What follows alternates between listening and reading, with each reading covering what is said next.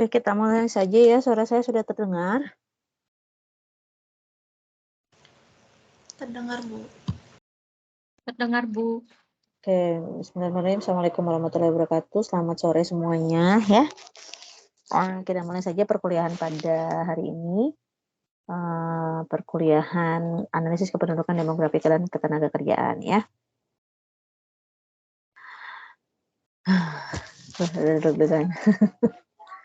Karena dengan kita maksudnya capek ya, baru padat banget hari ini kegiatannya.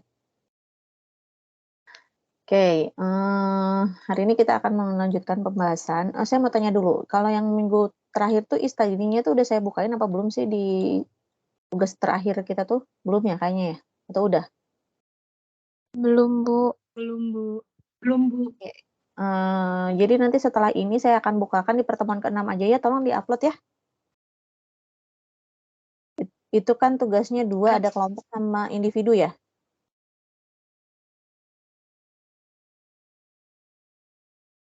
Betul nggak sih? Apa saya lupa lagi? Apa individu aja? Apa kelompok dan individu? Tahu saya ada kelompok dan Kelompok aja, Bu. Oh, kelompok aja ya, oke. Ya. Nanti jangan lupa tag nama-nama teman kelompoknya dan kasih catatan kelompok berapanya ya. Baik, Bu. Terus sebelum saya lupa, minggu depan itu tanggal 11, 12, dan 13 itu ada kegiatan di kampus ya, persiapan reakreditasi APN, ya ini prodi kalian nih APN karena akan divisitasi. Jadi kemungkinan beberapa dosen itu tidak ada di kampus. Nah, tapi perkuliahan untuk minggu depan itu tetap berjalan ya, tetap berjalan. Saya juga sama, nggak ada di kampus, lagi konsentrasi persiapan dokumen. Tapi nanti sudah mendapatkan izin dari Wadir 1, jadi perkuliahannya itu boleh dilakukan secara daring. Ya, jadi minggu depan kita tetap kuliah, tapi kuliahnya daring lagi. Ya, jelas? Jelas, Bu. Jelas, Bu.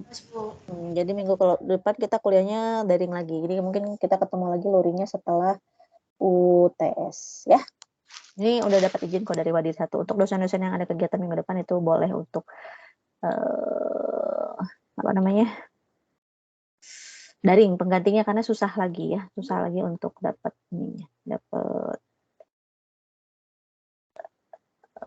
penggantinya. Oke, sekarang ini saya akan share bahan terlebih dahulu ya. Akan share bahannya terlebih dahulu.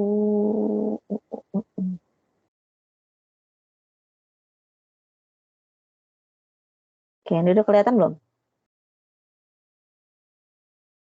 Sudah, Bu. Hari ini kita akan bahas tentang kebijakan kependudukan di Indonesia. Ini materinya rada lumayan panjang ya. Jadi mungkin hari ini kita akan membahas ini dulu. Nanti kalau misalnya ada kira-kira yang terlalu cepat atau kalian nggak paham, kalian langsung aja info ya.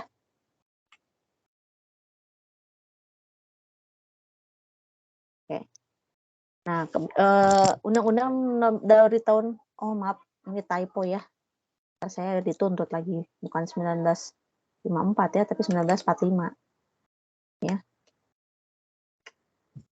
Jadi saya dituntut lagi, bahaya. Nah ini ya, berdasarkan Undang-Undang 1945 itu ada pasal 26 dan pasal 28A yang membahas tentang masalah penduduk. Ya, penduduk ialah warga negara Indonesia dan orang asing yang bertempat tinggal di Indonesia. Setiap orang berhak untuk hidup serta berhak mempertahankan hidup dan kehidupannya. Nah, ini adalah beberapa kebijakan ya yang terkait dengan kependudukan Indonesia. Ya, ada Undang-Undang Nomor 6 Tahun 74, 1092, 992, 2392. Nanti ini bisa dibaca ya, ada 39 tahun 99 tentang HAM, tentang perlindungan anak, sistem pendidikan nasional, pemerintah daerah, dan lain sebagainya. Ada banyak sekali kebijakan terkait dengan kependudukan di Indonesia. Nah, ini adalah contohnya satu, Undang-Undang Nomor 12 Tahun 2006 tentang Kewarganegaraan Republik Indonesia. Ya, jadi kita sudah pernah bahas ya di awal dulu perbedaan antara kewarganegaraan dengan penduduk. Itu jelas dua hal yang berbeda. Ya.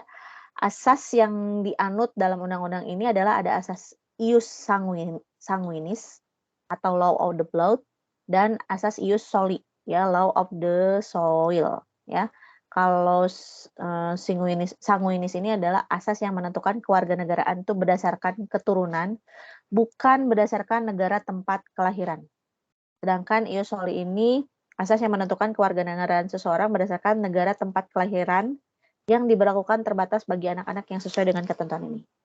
Kewarganegaraan ganda yang diberikan kepada anak dalam undang-undang ini merupakan suatu pengecualian. Konsep penduduk tidak sama dengan warga negara. Ya, berbeda juga hak politik dan status kewarganegaraannya. Kan kita sudah pernah bahas tuh di awal bedanya penduduk dengan kewarganegaraan. Kalian sudah paham ya?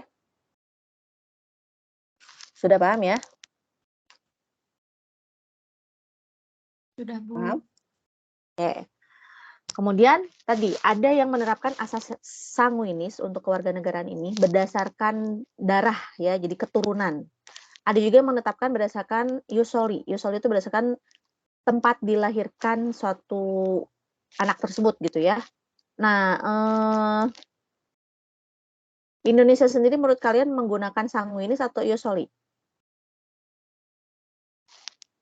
Keduanya, Bu. Masa keduanya? Love of the usually, Bu, usually. Jadi ya, ius soli itu anak dilahirkan di negara tersebut tidak melihat berdarah bapaknya siapa, darah ibunya siapa, pokoknya itu adalah warga negara tempat tersebut. Itu adalah ius soli. Kalau ius sanguinis, dimanapun dia dilahirkan itu melihat darah ibu dan bapaknya, maka itu adalah keturunannya, warga keturunannya, gitu loh maksudnya. Nah, kalau ius sanguinis ini siapa? Yang berdasarkan darah. Indonesia itu pakai yang mana? Ius sanguinis. Ius sanguinis. Indonesia itu ius sanguinis. WNI, warga negara Indonesia yang melahirkan anaknya di Perancis, di Inggris, itu statusnya warga negara Perancis, Inggris dan sebagainya atau Indonesia? Indonesia. Indonesia. Ya, Indonesia. Sementara kalau ius soli itu adalah negara yang dimanapun dia berada, dilahirkan di daerah mereka, itu adalah warga negara mereka. Itu adalah ius soli, gitu ya. Nah, Indonesia itu menganut ius sanguinis ya, bukan ius soli. Jadi kalau ius soli artinya warga negara Indonesia yang anaknya lahir di mana itu jadi warga negara sana, gitu ya. Nah, kalau ius soli itu adalah negara yang siapapun ibu bapaknya, pokoknya dia lahir di wilayah negara tersebut itu adalah ius soli, gitu ya. Contohnya misalnya adalah Kanada gitu ya. Kemudian mana lagi ya usually itu ya. Ya contohnya misalnya Kanada deh ya. Brazil juga kalau nggak salah Maya. Jadi misalnya gini, kalau misalnya warga negara Indonesia lagi kerja di Kanada, pasang suami istri lagi kuliah, suaminya kerja, istrinya kan kuliah lagi misalnya. Kemudian melahirkan anak di Kanada, maka menurut aturan kependudukan di Kanada, anak tersebut menjadi warga negara siapa? Kanada. Tapi menurut aturan kewarganegaraan Indonesia, itu warga negara siapa? Indonesia, Bu. Indonesia. Nah, itu adalah yang disebut dengan kewarganegaraan ganda. Jadi kewarganegaraan ganda itu ketika dua negara mengklaim bahwa itu adalah warga negara mereka. Ya, Indonesia karena ius sanguinis yang mengklaim bahwa itu adalah WNI. Tapi karena Kanada itu menganut ius soli, maka mengklaim juga karena lahir di wilayah Kanada, ya dia adalah warga negara Kanada. Maka itu yang disebut dengan kewarganegaraan ganda. Dan biasanya nanti diatur ya, pada saat usia berapa anak ini harus memilih kewarganegaraannya. Ya, tetapi bisa juga terjadi malah sebaliknya. Ya, sebaliknya adalah anak tidak punya kewarganegaraan. Contohnya, kebalikannya, justru orang Kanada misalnya melahirkan anaknya di Indonesia. Karena warga negara Kanada, maka anak tersebut kalau menurut aturan kewarganegaraan Indonesia, dia menjadi warga negara mana? Warga negara mana? Halo? Warga negara mana? Kanada. Yuk biar cepat direspon ya, karena kalau kuliahnya daring itu saya nggak tahu mahasiswanya paham atau tidak kalau nggak ada suara ya. Jadi kalau mau cepat, kuliahnya beres juga cepat, direspon ya. Kalau misalnya ini direspon. Ya, karena kalau misalnya di kelas saya bisa ngelihat ya reaksi mahasiswa dan lain sebagainya. Kalau daring kan saya nggak bisa lihat ya. Oke, jadi kalau misalnya warga negara Kanada tadi misalnya ya, kemudian melahirkan di Indonesia, maka menurut orang Indonesia, aturan kewarganegaraan Indonesia, dia adalah warga negara Kanada. Tetapi menurut Kanada, karena dia lahirnya di Indonesia, maka dia adalah warga negara siapa? Indonesia, Bu. Warga negara Indonesia. Nah, kalau seperti itu tidak ada satupun negara yang mau mengakui dia sebagai warga negaranya, sehingga anak ini jadi tidak punya kewarganegaraan. Ya. Bisa terjadi kayak tadi ya, yang satu mah kewarganegaraan ganda, yang satu malah tidak punya kewarganegaraan. Itu adalah contoh kasus permasalahan kependudukan juga ya salah satunya. Nah, kemudian ini adalah peta ya, peta negara-negara yang mempergunakan asas sanguinis dan ius soli. Nah, Indonesia tuh biru ya, Indonesia tuh menggunakan sanguinis. Ya, sementara yang orange atau kuning ini adalah ius soli dan yang merah ini adalah yang menggunakan sistem mix gitu ya. Jadi mereka mah menganut kedua-duanya lah gitu ya, bisa dikatakan seperti itu. Nah, kemudian kita masuk ke kebijakan kependudukan. Kebijakan kependudukan sendiri adalah berbagai kebijakan pemerintah yang berusaha mempengaruhi dinamika penduduk, baik itu pertumbuhannya, komposisinya, distribusi, maupun ciri-ciri demografi penduduk yang bersangkutan baik sebagai akibat langsung maupun tidak langsung. Gitu ya. Kemudian, pengertian resmi dari PBB juga ini ya.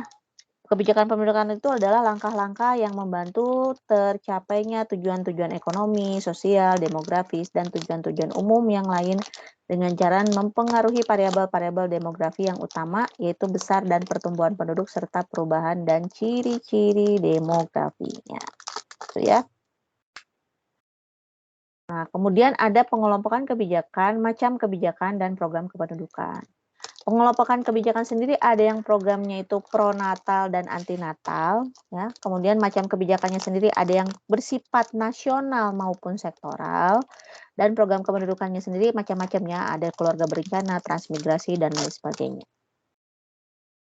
Nah, ruang lingkup kebijakan penduduk sendiri, kebijaksanaan penduduk sendiri ini berkaitan dengan, balik lagi seperti kemarin ya, fertilitas, mortalitas, dan migrasi. Ya. Fertilitas itu apa? Kelahiran. Mortalitas? Kematian. Kematian. Dan migrasi itu Perpindahan penduduk. perpindahan penduduk ya. Oke. Kemudian ada masalah-masalah strategis di dalam kependudukan ya. Ini ada tentang penyediaan lapangan kerja seperti kemarin sudah kita bahas ya, kesempatan pendidikan, kesejahteraan, gitu ya, penduduk miskin dan lain sebagainya. Ini adalah isu-isu yang terjadi di apa namanya? Bu.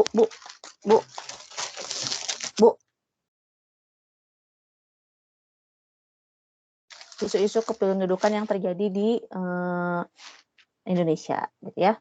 Nah, kemudian untuk apa sih dibuat adanya tujuan dari kebijakan kependudukan ini? Tujuannya untuk apa? Yang pertama adalah melindungi kepentingan dan mengembangkan kesejahteraan penduduk itu sendiri, terutama generasi yang akan datang, ya. Memberikan kemungkinan bagi setiap orang untuk memperoleh kebebasan lebih besar untuk menentukan yang terbaik bagi kesejahteraan diri dan keluarganya. Ya, kemudian kebijakan harus diarahkan untuk peningkatan kualitas hidup penduduk. Ada beberapa hal yang perlu diperhatikan dalam penentuan kebijakan penduduk. Ya, yang pertama adalah kualitas penduduknya itu sendiri, stabilitas sumber kehidupan penduduk, kelangsungan adanya lapangan pekerjaan, dan standar kehidupan yang baik. Jadi, sebelum menentukan sebuah kebijakan, pemerintah terus memperhatikan tentang kualitasnya, tentang stabilitasnya, tentang keberlangsungan lapangan kerja, tentang standar kehidupan yang baik, ya. Kemudian kebijakan yang dibuat atau sering juga disebut dengan kebijaksanaan mengenai variabel kependudukan itu bisa bersifat secara langsung dan tidak langsung, ya. Bersifat langsung ini ialah program-program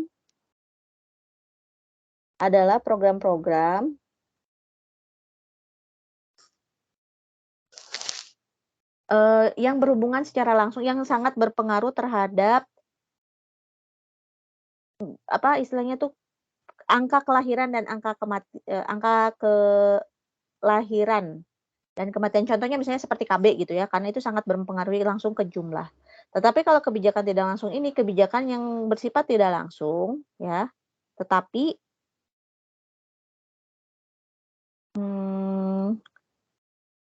berpengaruh juga terhadap tadi fertilitas, mortalitas, dan apa namanya teh migrasi.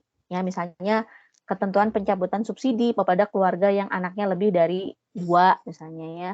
Atau misalnya seperti sekarang nih kebijakan yang diberlakukan di Indonesia. Untuk ASN, anak yang mendapatkan tunjangan anak di dalam gaji itu hanya 2 anak. Jadi kalau anaknya lebih dari 2 itu nggak dapat tunjangan anak. Gitu ya. Seperti itu contohnya. Gitu ya. Jadi yang dikasih oleh pemerintah yang dapat tunjangan anak itu cuma 2. Kalau lebih dari 2 nggak dapat. Ya. Paham nggak sampai di sini? Paham? Paham, Bu. Nah, kemudian ada kebijakan yang mempengaruhi tingkat fertilitas, artinya tingkat kelahiran. Ada yang disebut dengan kebijakan pronatalis, ada juga yang disebut dengan kebijakan antinatalis. Ya. Nah, kebijakan pronatalis ini adalah kebijakan pemerintah yang berkaitan dengan tren kelahiran ya, dan pertumbuhan penduduk. Bentuk-bentuk umum yang terkenalnya itu adalah program propaganda pronatalis, program-program yang mendorong keluarga, sistem perpajakan, dan insentif untuk seorang ibu, pembatasan terhadap distribusi dan penggunaan kontrasepsi dan aborsi. Jadi kalau kebijakan pronatalis, pro nih namanya, berarti dia menginginkan kelahiran yang sedikit atau kelahiran yang banyak? Yang banyak. Ya. Dia menginginkan kelahiran yang banyak. Jadi disupport sekali kalau ibu ada yang mau hamil anak banyak boleh. Kalau misalnya mau program bayi tabung kembar boleh. Tidak boleh kontrasepsi, tidak boleh aborsi. Ini adalah didorong supaya kelahirannya itu banyak. Nah, kebijakan ini dilakukan di beberapa negara ya, yang mereka meyakini bahwa prasyarat untuk pertumbuhan ekonomi itu adalah untuk menempatkan daerah-daerah yang masih kosong.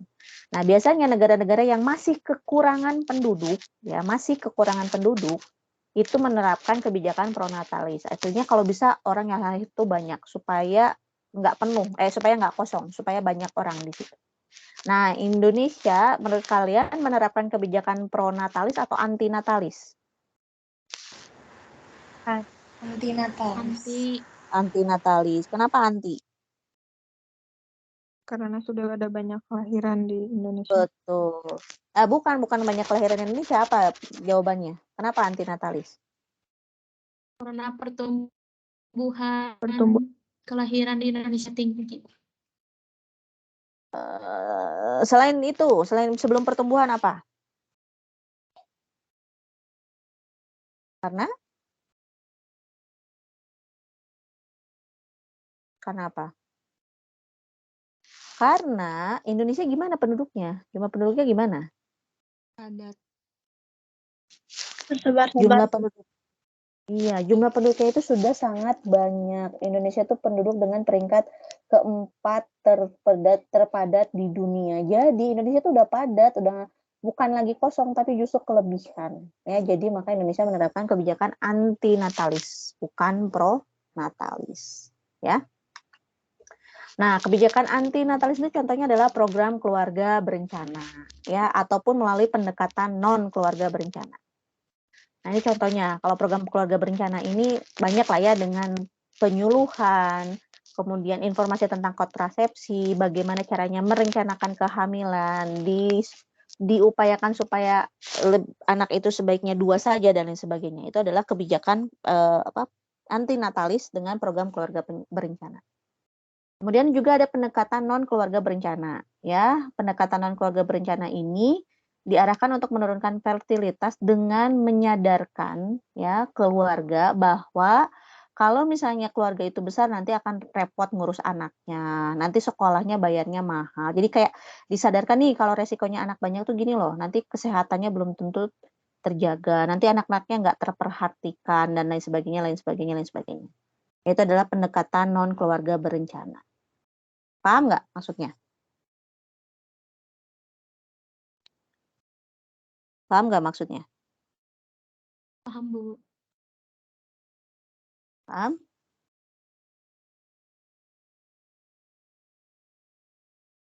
Paham? Paham, Bu. Nah, kemudian pemerintah sendiri tidak secara eksplisit itu memiliki kebijaksanaan mempengaruhi mortalitas seperti yang dilakukan untuk menurunkan angka fertilitas. Ya, penurunan mortalitas merupakan tujuan semua pemerintah, termasuk mereka yang menginginkan untuk mengurangi rata-rata pertumbuhan penduduk. Kan kalau fertilitas itu kelahiran, sementara mortalitas itu kematian. Kan kayaknya kalau kita membuat kebijakan tentang kematian agak serem ya, benar nggak? Misalnya kebijakan pro mortalitas, kan kayak kesannya tuh kita tuh mau membunuh warga penduduk kita sendiri, bener nggak? Pengen pada mati gitu penduduknya itu, supaya angka pertumbuhannya nggak banyak. Betul nggak? Betul, Bu. Betul. Karena itu biasanya kebijakan kependudukan yang diambil itu lebih kepada natalitas atau fertilitas dibandingkan dengan mortalitas, ya. Nah, ini adalah beberapa kebijakan yang dilakukan untuk mempengaruhi tingkat mortalitas. Kebijakan yang menurunkan mortalitas dan kebijakan untuk meningkatkan angka mortalitas.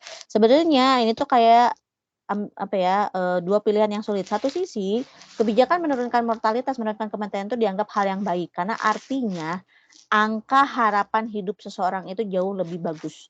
Orang jauh lebih sehat, meninggalnya jauh lebih lama. Tetapi dengan orang yang lansia ini lebih lama, usianya lebih panjang, maka dengan banyaknya bayi-bayi yang lahir juga itu menyebabkan akhirnya tingkat penduduk itu menjadi padat. Gitu ya. Menjadi padat juga. Nah, ini adalah kebijakan yang untuk menurunkan mortalitas ya. Semua kebijakan pemerintah yang secara langsung berkaitan dengan penurunan mortalitas adalah semua yang mensupport pengembangan pengetahuan medis yang berpotensi meningkatkan umur manusia atau life expectancy atau angka harapan hidup ya. Kalau di Indonesia istilahnya angka harapan hidup. Nah, usaha yang dilakukan pemerintah adalah untuk mengurangi menjalarnya atau datangnya penyakit tertentu. usahanya itu salah satunya adalah menjaga keselamatan dalam perjalanan, menyediakan pelayanan kesehatan bagi para wanita hamil, sudah ada kursi prioritas untuk wanita hamil gitu ya. Kemudian pemerintah juga berusaha untuk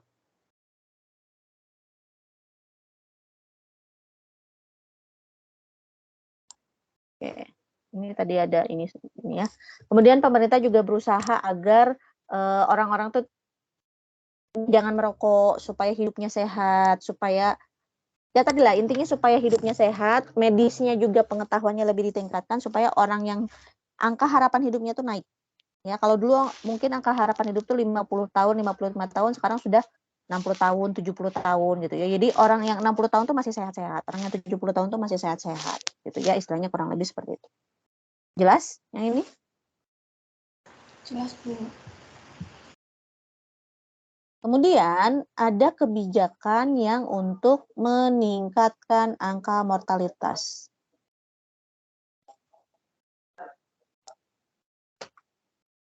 Ini ya, kebijakan yang untuk meningkatkan angka mortalitas.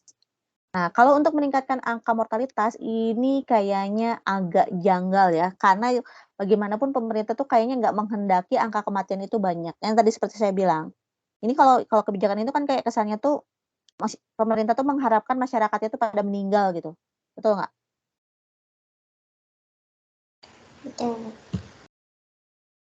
Ya, tetapi berbagai kebijakan pemerintah itu kadang-kadang mencelakakan kesehatan meskipun secara tidak sengaja. Contoh misalnya, ini kayak sekarang aja kebijakan kenaikan BBM. Itu membuat orang-orang itu jadi semakin sulit mencari pekerjaan, barang-barang harganya mahal-mahal gitu ya.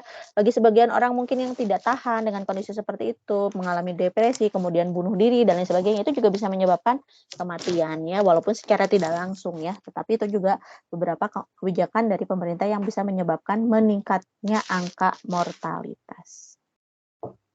Nah, kemudian tadi fertilitas sudah, mortalitas sudah, sekarang adalah kebijakan migrasi. Ya, di Indonesia sendiri, studi migrasi itu dilakukan oleh beberapa ahli baik dari dalam maupun luar negeri dan mencakup daerah di Jawa maupun luar Pulau Jawa.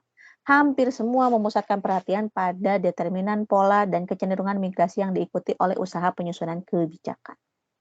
Nah, ini adalah kebijakan migrasi yang dapat dilihat dari beberapa aspek. Yang pertama, kebijakan yang bersifat eksplisit, ya mengatur pengaturan izin tempat tinggal dan transmigrasi. Yang bersifat implisit, pengaturan pembangunan regional yang terintegrasi, ya, seperti wilayah-wilayah industri.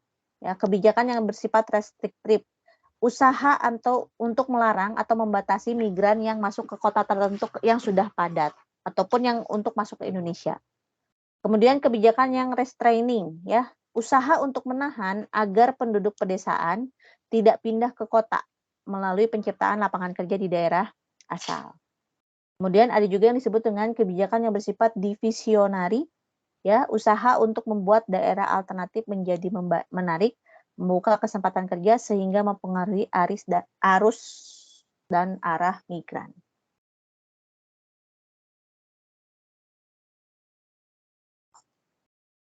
Ya.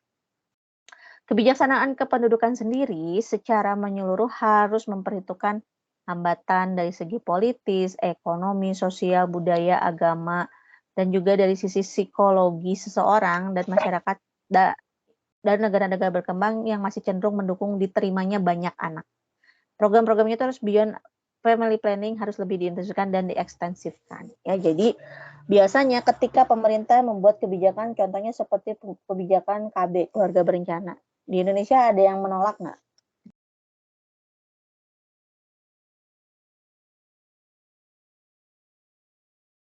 Ada yang menolak nggak? Ada.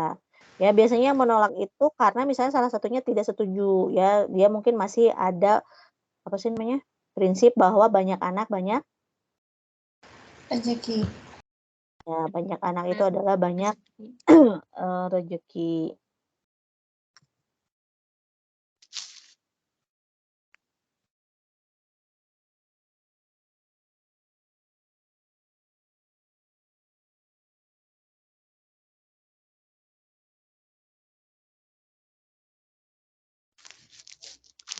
Nah, kesimpulannya, ini belum selesai ya, ini baru tentang kebijakan kependudukan aja. Materinya agak banyak yang sekarang ya.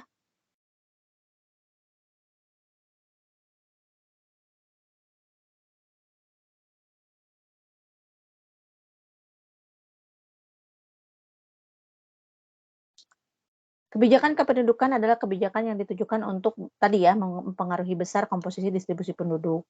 Ya, ini tuh mencakup dengan kebijakan mempengaruhi tingkat fertilitas, mortalitas dan migrasi. Kebijakan pendudukan harus secara menyeluruh memperhitungkan hambatan-hambatan tadi. Ya, inti kesimpulannya itu adalah seperti itu.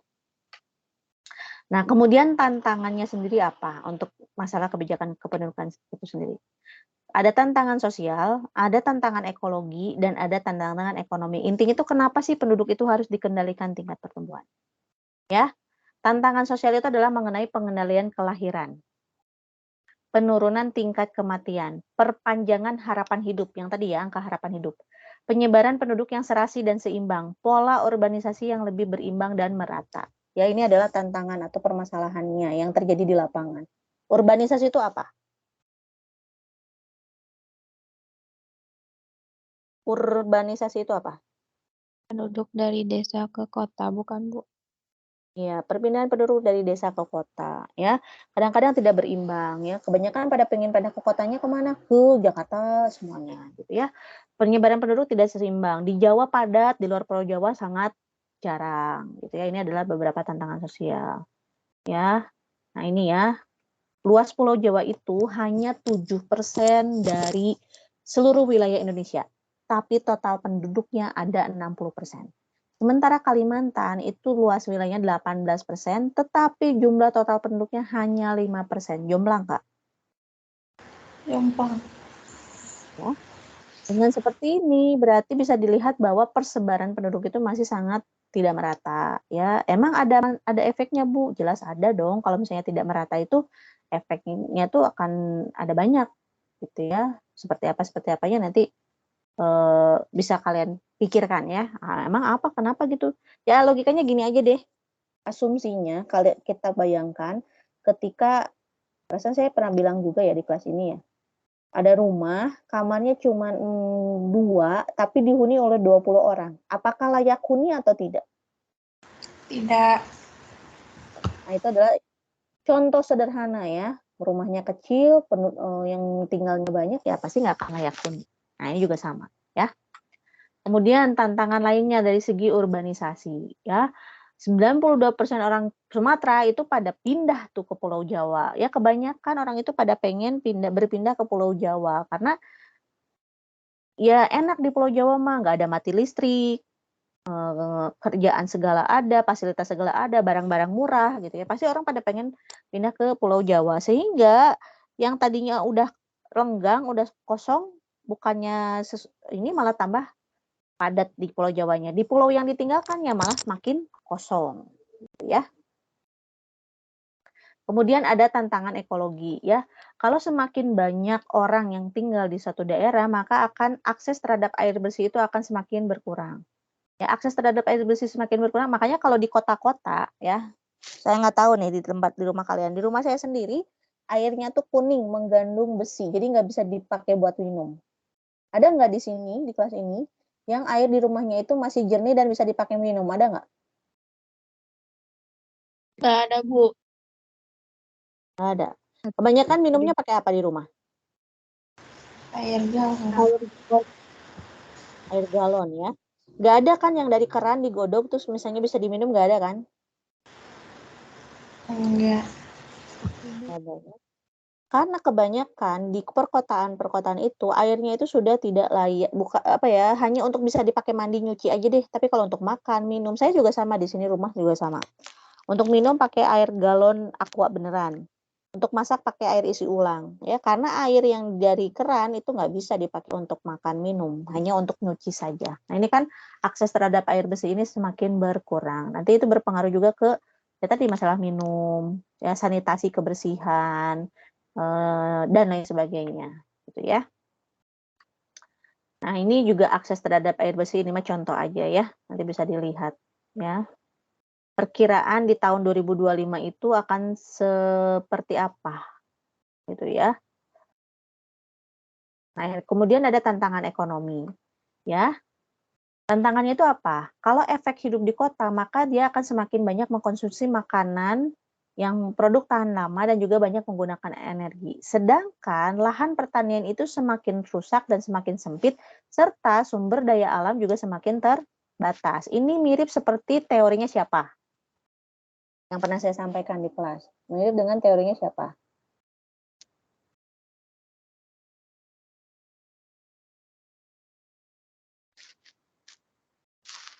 Teorinya siapa? Malthus, Bu. Iya, teorinya Malthus. Bahwa konsumsi itu akan sejalan dengan, makanan itu akan sejalan dengan deret Hitung. Kalau makanan Ukur. ya tidak ukur ya, sehingga pada akhirnya itu akan tidak sesuai ya.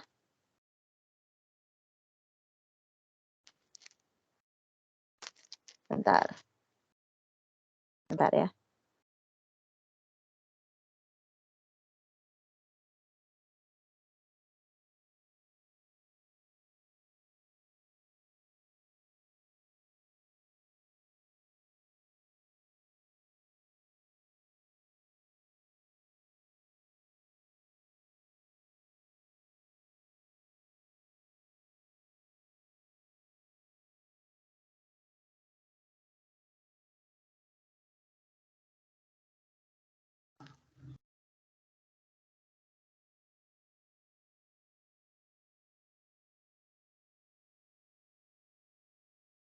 Oke. Kemudian ada pembangunan berwawasan kependudukan ya. Nah, secara sederhananya maka pembangunan itu diupayakan agar memiliki berwawasan kependudukan. Jadi maksudnya tuh pembangunan itu harus disesuaikan dengan potensi dan kondisi penduduk yang ada. Ya, pembangunan juga diarahkan kepada pembangunan sumber daya manusia ya. Jadi yang kan seperti saya berkali-kali bilang, yang penting itu manusianya dulu yang harus berkualitas, yang lain itu ngikutin. Betul nggak? Saya udah pernah ngomong kayak gitu kan? Iya, Bu. Ya, yang penting itu pembangunannya dulu berkualitas. Nanti yang lain-lainnya mah mengikuti.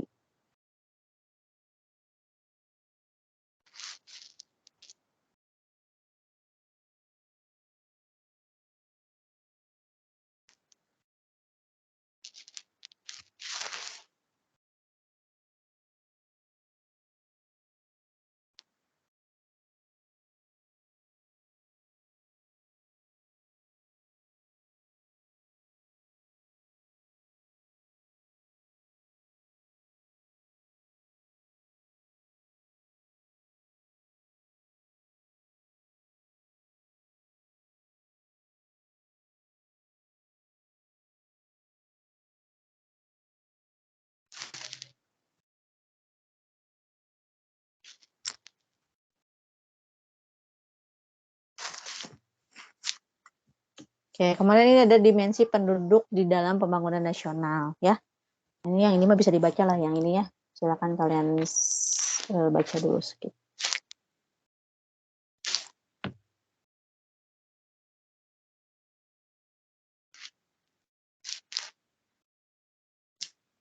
Nah, kemudian ada beberapa contoh kebijakan-kebijakan yang pendudukan yang dilakukan di Indonesia ya. Di antaranya adalah sebentar ini nge-freeze.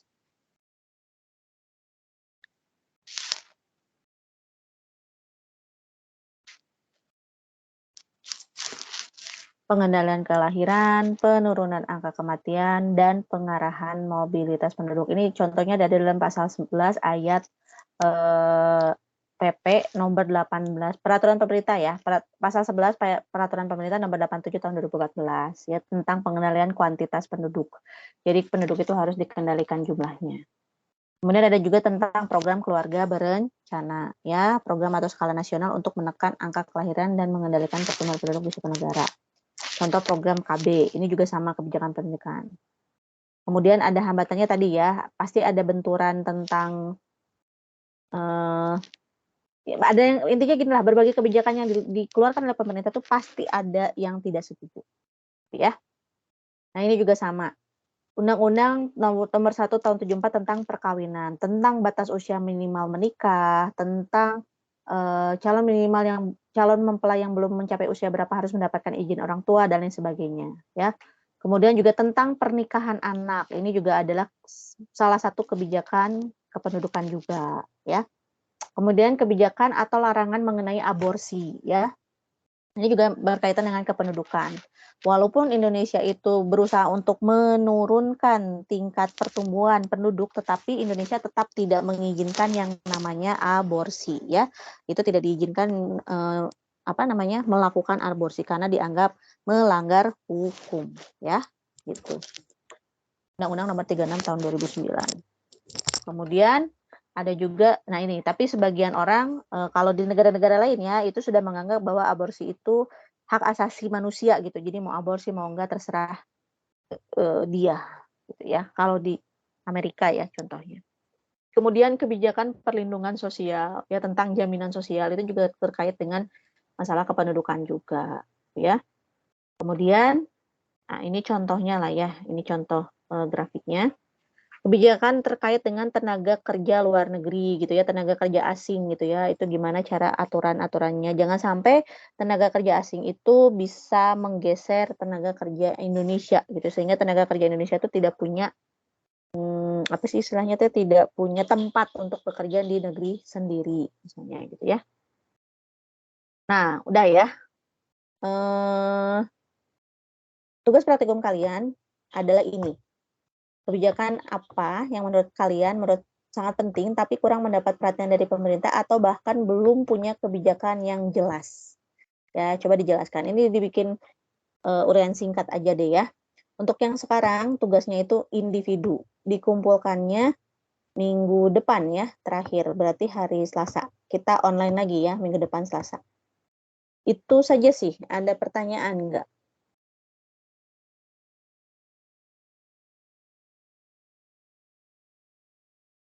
Ada yang mau ditanyakan enggak? Untuk tugasnya Bu, ada minimal ini nggak Bu, kata atau berapa lembar? Nggak ada. Harus bukan kayak ini ya, bukan kayak ini, nggak usah, nggak ada. Bentar, ini saya mau nge-set dulu e-study ya, supaya kalian ini, soalnya saya juga lupa ya. Ini saya setnya di pertemuan 6 ya, ini kalian bisa lihat pertemuan 6.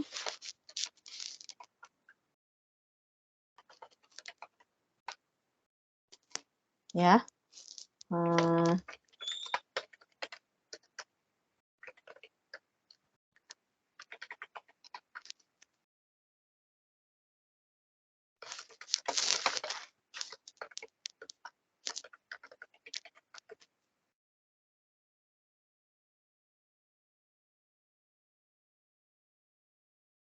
Tadi jam mulainya 16.20 ya.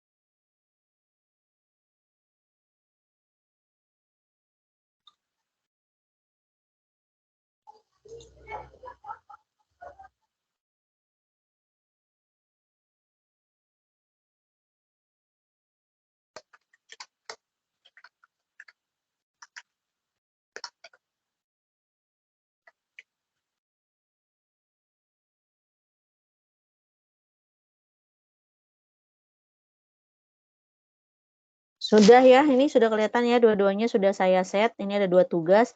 Yang satu untuk mengumpulkan tugas kelompok yang minggu kemarin.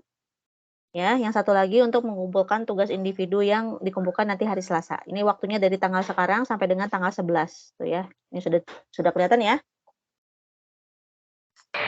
Ada, Bu. Sudah, Bu. Baik, Bu. Jelas? Jelas, Bu. Jelas, Bu. Oke. Ibu Sekarang izin bertanya. boleh.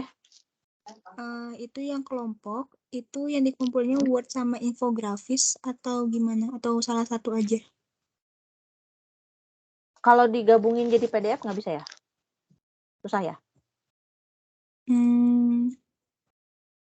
Atau saya ini Bisa. aja deh. Kalau misalnya di Instad itu bisa ngumpulin foto nggak sih?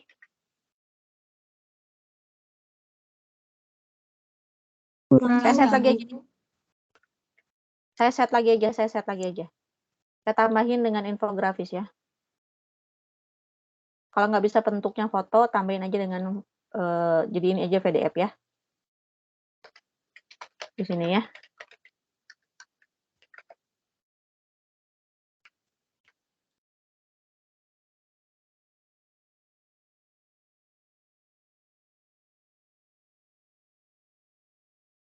Dah ya, jadi udah ada slot masing-masing ya.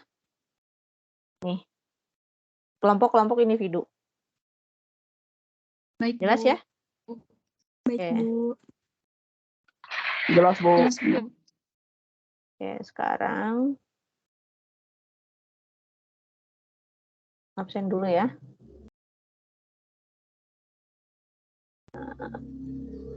Febrian ada? Saya sambil ngecek di sini ya. Febrian ada? Ada ya. Agung? Hadir, Bu. Ajeng? Ajeng? Hadir, Bu. Amara? Amara nggak ada ya? Saya lihat di sini nggak ada. Ibu Amara nggak bisa on mic, Ibu. Kenapa? Amara nggak bisa on mic, Ibu. Tapi di sini nggak ada ininya. Nggak ada partisipannya. Nggak muncul nama Amara. Ya, Ibu dari tadi teh mau join nggak bisa. Terus pas mau tadi jawab Ibu nanya-nanya, sama nggak bisa. Oke. Nanti saya cek historinya deh kalau gitu ya. Ada atau enggaknya. Asa? Ariana? Hadir, Bu. Asa? Hadir, Bu. Dian? Dian? Raisen itu, Bu. Hah? Dian Raisen.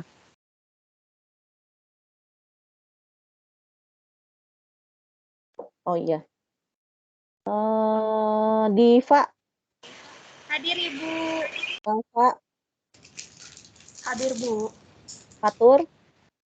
Hadir, Bu. Feren?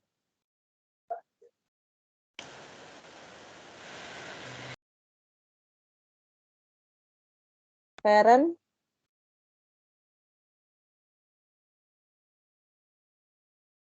Firda? Hadir, Bu. Feren kalau nggak bisa suaranya raisen aja kayak Dian. Ibu Feren ada kendala di sinyal. Ya, raisen aja. Kalau raisen kan kayaknya bisa, Meren. Ya. Kan nggak perlu suara kalau raisen. Firly? Hadir, Ibu. Gun-gun? Hadir, Bu. Hadir. Kuda? Hadir, Bu. Isti? Hadir, Bu. Jihan? Hadir, Bu. Maulina? Hadir, Bu. Maya? Hadir, Bu. Firman? Hadir, Bu.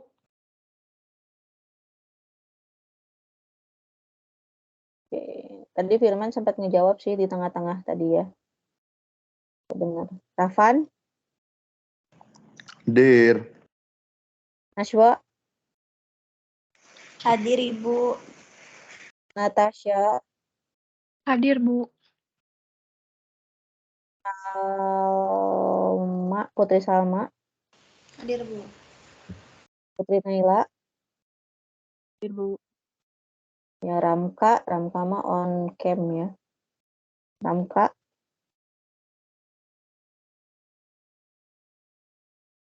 gak bisa bersuara. On cam Bu itu hadir. Nggak bisa on mic Ibu, tapi ini lagi bareng Bu, ada Ramkanya. Oh iya, ya Hadir, itu on Bu, cam. Tadi ya Ramka. Ramkamnya on cam. Oke, Rifki, Hadir Bu. Salsabila, Hadir, Bu. Wulan, Hadir Bu. Yanwar, Hadir Bu. Zahwa. Hadir, Bu. Oke. Untuk parent nanti saya lihat lagi di historinya ya. Ya itu saja barangkali yang bisa saya sampaikan. Untuk bahan materinya ini bentar, MS Team ya. Ibu Feren ada. Oh iya, Veranda. Oke.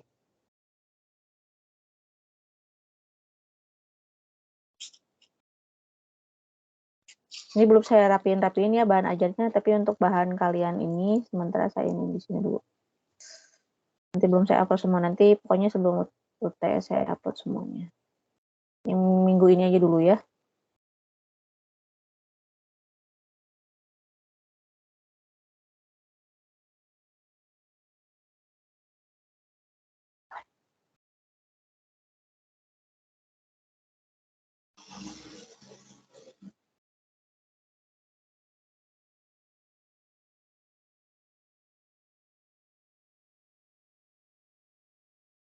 Lagi proses upload ya di chat MS Team-nya. Nanti kalian cek aja ya, di situ udah ada di chat MS Team. Silakan dilihat materinya. Terus tugasnya ada di halaman paling terakhir sebelum terima kasih. Kalian cek aja di situ ya. Jadi kebijakan-kebijakan tuh banyak, menurut kalian mana yang kira-kira belum optimal atau sebaliknya. Jadi isu yang sangat penting tapi belum ada kebijakannya. Gitu ya. Silakan boleh kalian pilih mau yang mana ya. Itu saja barangkali yang bisa saya sampaikan. Ada pertanyaan nggak? Nggak ada, Bu. Cukup. Oke, kalau tidak ada itu saja barangkali yang bisa saya sampaikan. Terima kasih atas atensinya hari ini. Mohon maaf apabila ada kekurangan. Saya tutup. Bila taufiq wal hidayah. Wassalamualaikum warahmatullahi wabarakatuh. Waalaikumsalam. Terima kasih Bu. Terima kasih Bu. Terima kasih Ibu. Ya, sama-sama. Terima kasih banyak.